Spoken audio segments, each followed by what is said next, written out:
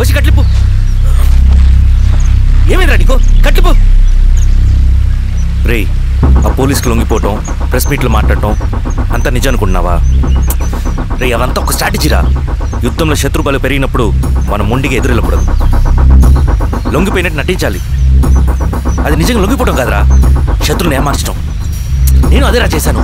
అది నిజం అనుకోకు. ముందు కట్లిపురా. అవి విప్లవంలో నష్టం అన్ని వైపు నుంచి వస్తుంది. నువ్వు నేను ఇంకా మిగిలి ఉన్నాం కదా, ఇంకొక దళాన్ని నిర్మితాం, విప్లవాన్ని కొనసాగిద్దాం. ముందు కట్లిపురా. ఏంట్రా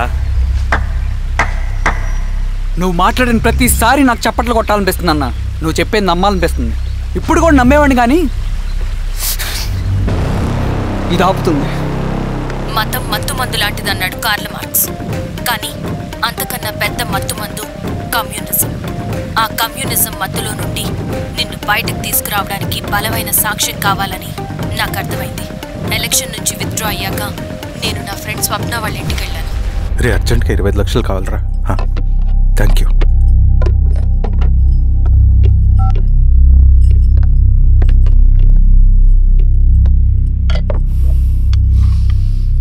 చాలు.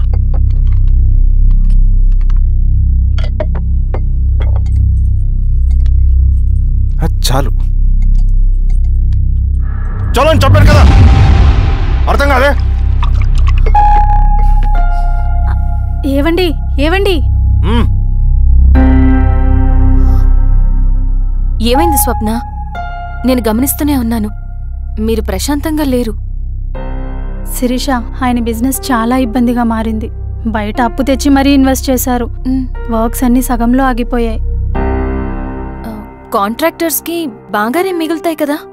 ఆయన ఏదీ క్లియర్గా చెప్పరు. నేను మాట్లాడినా డబ్బులైతే నేను హెల్ప్ చేస్తాను.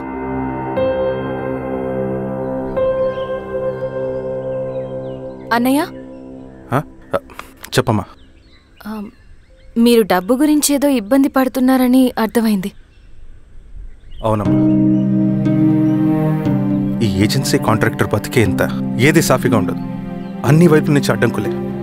ప్రజల ప్రయోజనం కోసం బిల్డింగ్లు, బ్రిడ్జ్లు కట్టాలి, అడ్డమైన వాళ్ళకి లంచం ఇచ్చుకోవాలి. ఇప్పుడు ఈ నక్సల్స్ ఒకళ్ళు తయారయ్యారు. నా బ్రతుక్కి పని పూర్తయ్యేదాకా ఫండ్స్ లిస్ట్ చేయరు, వీళ్ళేమో పంచాయనివ్వరు. ఏం చేయాలో అర్థం కావట్లేదు. నక్సల్సా? నక్సల్స్కి ఏంటి సంబంధం? అదే కదా సమస్య. బయట ప్రజల కోసం మేము ఉన్నామంటారు, లోపల ఎక్స్ట్రాక్షన్కి అలవాటు పడ్డారు. ఎవరు కరెక్ట్గా లేరమ్మా. ఎక్కడి వాళ్ళన్నయ్యా? పినపాకం మండలం నక్సల్స్ 25 లక్షలు అడిగారు.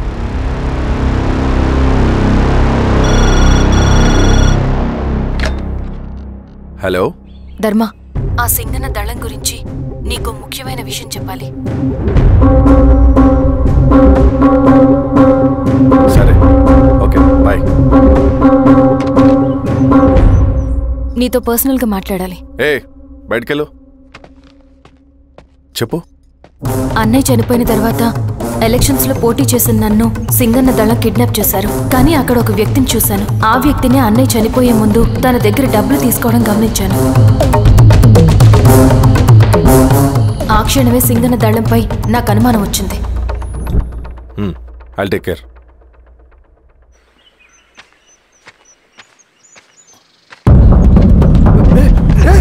భయపడదు, మీ చంద్రుడు మనుషులు. నన్నేం చేయకండి. కూర్చోబెట్టండి. మీకు కావాల్సింది దీంట్లో ఉంది.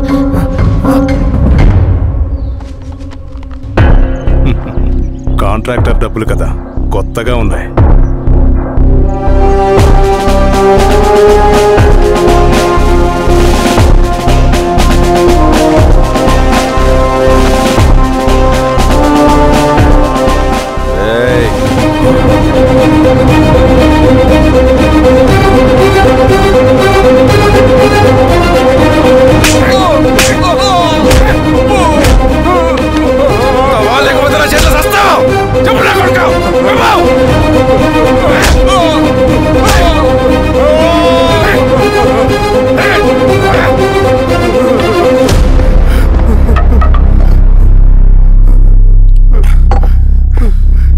వీళ్ళ అన్న మీదున్న ప్రేమ అభిమానం ముందు మన పోలీస్ లాఠీలు ఓడిపోయాయి. చంద్రన్ ఎన్కౌంటర్ ఎలాగూ పోతాడు. కానీ విచిత్రం ఏంటంటే వాడి భార్య నర్సమ్మ, కూతురు మమత, కొడుకు నరేష్ మరో ఎన్కౌంటర్లో పోవడం చాలా బ్యాడ్ న్యూస్. చెప్పు శిరీష, ఏం చేయమంటావు? నువ్వు ఒక డెసిషన్ తీసుకున్న తర్వాత ఎవరి మాట వినవు కదా. హే దాస్ సార్. రేపు మార్నింగ్ న్యూస్ పేపర్ వద్దని చెప్పు. సరే సార్. తెలిసిన విషయం మళ్ళీ మళ్ళీ చదవాలంటే చాలా బోరింగ్. నేను చెప్తాను సార్, జరిగింది మొత్తం నేను చెప్తాను సార్, నేను చెప్తాను సార్. సింగన్న దగ్గర నేను 20 సంవత్సరాల నుంచి పనిచేస్తున్నారు సార్. పేదవాళ్ళ కోసం అన్న చేస్తున్న ఉద్యమంలో మేమందరం చాలా కష్టపడి పనిచేసేవాళ్ళం. కానీ ఒకరోజు నేను చెప్పినంత చెప్పి ఈశ్వర్ రెడ్డి దగ్గర 10 లక్షలు తీసుకురండి. దేనికన్నా ఇదంతా? దేనికేంటి? మొన్న ఆ కాంట్రాక్టర్ దగ్గర నుంచి, నిన్న బిల్డర్ దగ్గర నుంచి, ఈరోజు ఈశ్వర్ రెడ్డి దగ్గర నుంచి. అధికారం కోసం. డబ్బు ఉంటే అధికారం వస్తుంది, అధికారం ఉంటే డబ్బు వస్తుంది. నాకు రెండూ కావాలి. హిట్లర్ పెయింటర్ అవుదామని అకాడమీలో జాయిన్ అవ్వాలనుకున్నాడు, కానీ పనికిరాడని చెప్పి రిజెక్ట్ చేశారు. హిట్లర్ ఏం చేశాడు? నాజీ పార్టీ పెట్టి జూస్కి అగేన్స్ట్గా అందరినీ కూడగట్టి ప్రపంచాన్ని ఉనికిచ్చాడు. మొహమ్మద్ అలీ జిన్నా నేషనల్ కాంగ్రెస్ పార్టీలో ఎదగాలనుకున్నాడు, ఎప్పుడూ పట్టించుకోలేదు. ముస్లిం లీగ్ పార్టీ పెట్టి ఇండియాని రెండుగా చీల్చేశాడు. పాకిస్తాన్కి ప్రధానమంత్రి అయ్యాడు. ప్రపంచంలో ఎక్కడైనా సరే 2 కులాలు, 2 మతాలు, 2 ప్రాంతాల మధ్య చిచ్చి పెడితే చాలు, అధికారం వెతుకుంటూ మన కాళ్ళ దగ్గరకు వస్తుంది. జమ్మూ అండ్ కాశ్మీర్ నుంచి మహారాష్ట్ర, గుజరాత్ ఎక్కడైనా సరే, ఎవరైనా సరే ఇదే గేమ్. నేను అంతే. ఒక మామూలు కార్యకర్తగా దళంలో చేరాను నేను. కానీ ఈరోజు న్యూస్ పేపర్లైనా సరే, జనాల్లో అయినా సరే, ఎక్కడైనా సరే ఒకే పేరు, Singanna, Singanna, Singanna. And I love that. Naxals కొంటే ఈ అడవినే శాసిస్తాం, రాజకీయాల్లోకి వస్తే రాష్ట్రాన్ని శాసిస్తాం. చంద్ర, మన చదువులకి, మన తెలివితేటలకి ఈ అడవిలోనే మగ్గిపోవాలా? నువ్వే ఆలోచించుకో. ఆ మాటలు విన్న నేను ఆలోచనలో పడ్డాను. తన స్వార్థం కోసం ఉద్యమమును పెడదారి పట్టిస్తున్నాడని అప్పుడే అర్థమైంది.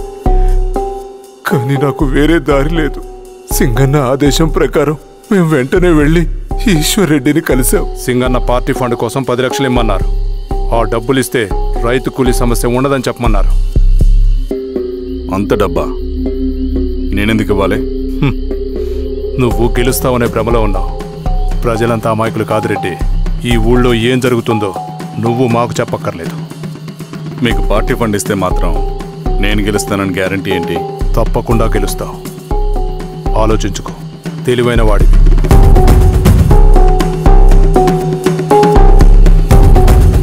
సరే.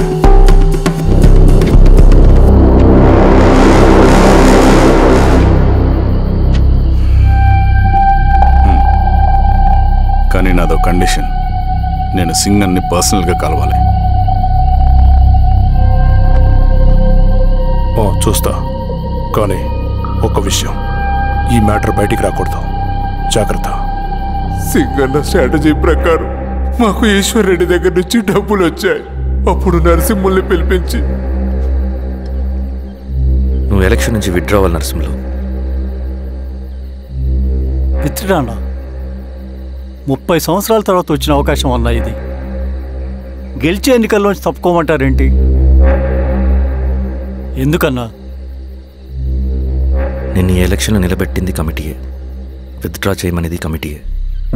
సెంట్రల్ కమిటీ ఏం డిసైడ్ చేసినా అది మనం ఫాలో అవ్వాలి. మనకి వేరే ఆప్షన్ లేదు.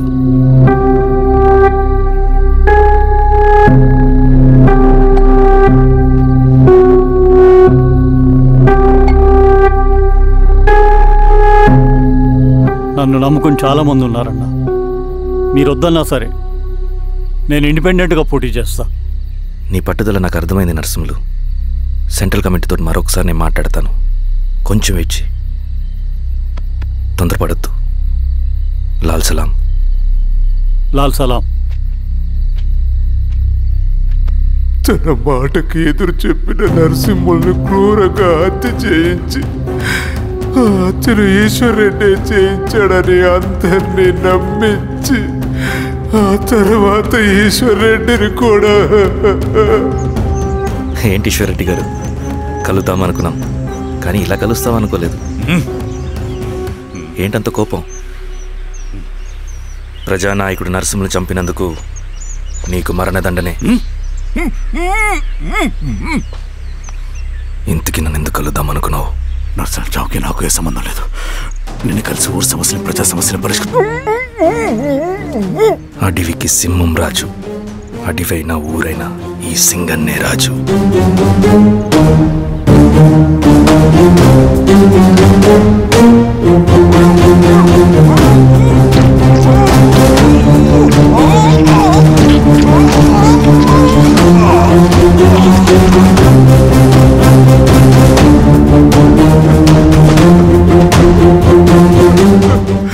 తప్పు చేశావు సార్. ముత్తు సింగన్నే చేశాడు. ఇంకా చెప్పాల్సింది ఏదైనా ఉందా? శిరీష ఆ రోజే చెప్పిందన్నా. ఇన్నాళ్ళ పోరాటంలో ఏం జరిగిందన్నా? ఏమీ లేదు. శిరీష వల్ల వాళ్ళ ఊర్లో రైతులకు భూములు వచ్చాయన్నా. నీ వల్ల జాగి అన్యాయంగా గొంతు కోసుకున్నాడన్నా. నరసింహులు, ఈశ్వర్ రెడ్డి, ఇంకెందరో అమాయకులు నీ అధికార దాహం వల్ల బలైపోయారు.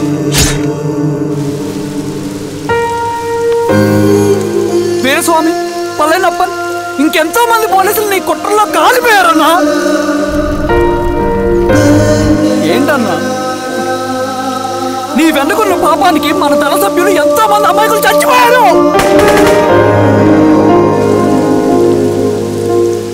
ఆ జనాలు అమాయకులన్నా. నువ్వు మాటలు చెప్పి రెచ్చగొడితే నువ్వేదో సమాజాన్ని ఉద్ధరిస్తావని నీ వెనుకున్నారు.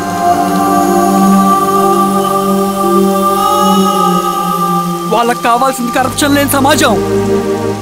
అది ఊరైనా అడవైనా.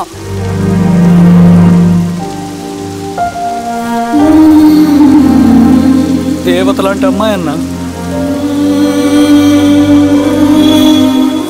బతికినంతకాలం అందరి జీవితాన్ని బాగు చేసిందన్నా.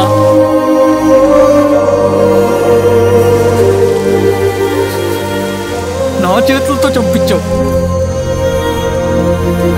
నన్ను మనిషిని కాకుండా చేశావు. ఈ జెండా అడ్డు పెట్టుకుని చేస్తున్న దురాఘాతాలు, ఈ సిద్ధాంతపు ముసుగులో జరుగుతున్న హింస, దోపిడీ, మోసం అన్నీ ఆగాలి, ఆగిపోవాలి.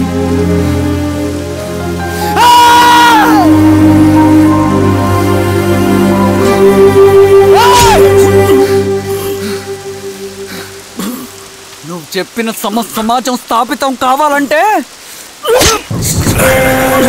నువ్వు సమాధి కావాలి.